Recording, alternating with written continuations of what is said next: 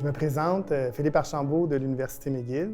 La question, que veut dire le terme participatif dans recherche participative? Qu'est-ce qui fait qu'un projet de recherche est un projet de recherche participative? Je vais me présenter, Marc Saint-Onge, je suis de l'Observatoire québécois du loisir.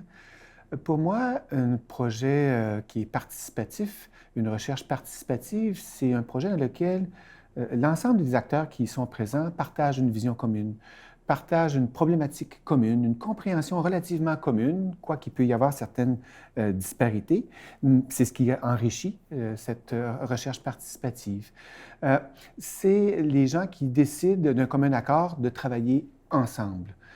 Qui sont ces personnes? Ce sont des chercheurs, des chercheuses, ce sont des étudiants, des étudiantes, ce sont des personnes qui ont des limitations fonctionnelles elles-mêmes parfois.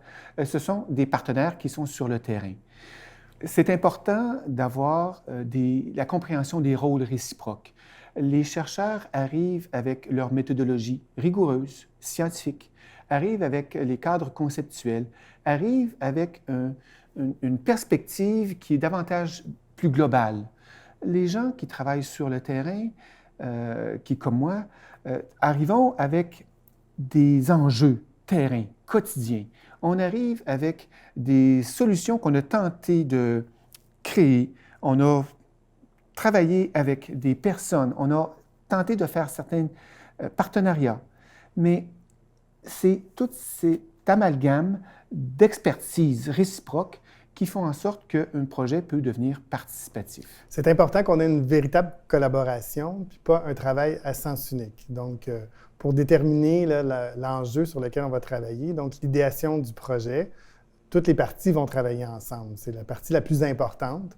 Et en travaillant ensemble comme ça, en se penchant sur les enjeux, c'est là qu'on va déterminer le projet de recherche proprement dit. Donc, tout ça, ça doit se faire vraiment en collaboration importante pour que le projet réponde aux besoins des partenaires.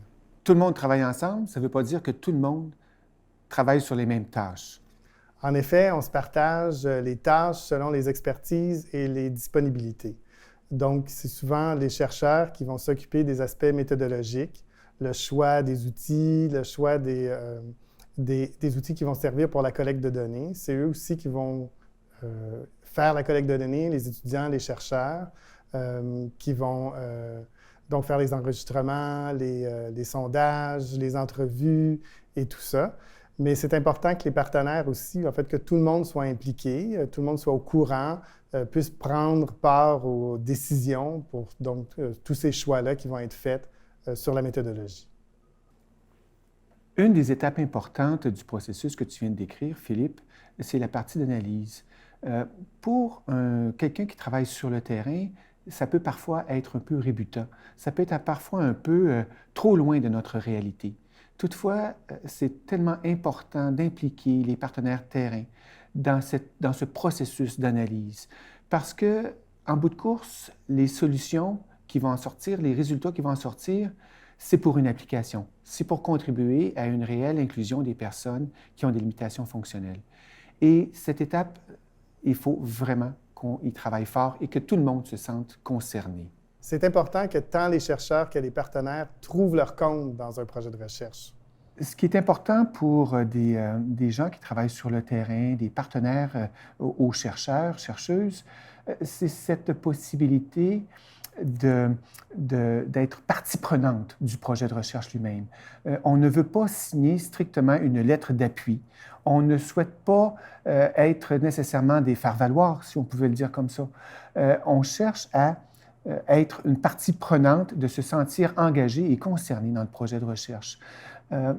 J'insiste un peu sur l'élément qu'en bout de course, ce sont les praticiens, les gens qui sont les professionnels sur le terrain qui vont appliquer, qui vont rencontrer les instances décisionnelles pour pouvoir les influencer à l'aide de l'ensemble des données qu'on aura obtenues. Et c'est vraiment très important, cette partie. Les chercheurs aussi veulent trouver leur compte dans un projet de recherche. Pour eux, ce qui est important, c'est de participer à un projet qui soit original, qui fasse avancer les connaissances. eux sont intéressés à former leurs étudiants, à avancer les connaissances, comme j'ai dit, à aussi faire progresser leur carrière. Tout ça leur sert à faire progresser leur carrière. Donc, ils ne veulent pas seulement offrir un service. Ils ne veulent pas juste faire un sondage, pour répondre à une question dont on connaît déjà peut-être la réponse.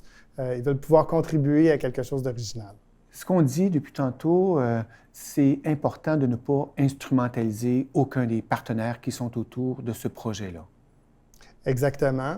On veut que tout le monde puisse trouver leur compte, tout le monde puisse partager leurs connaissances, leurs expertises, et donc de faire un véritable travail en équipe.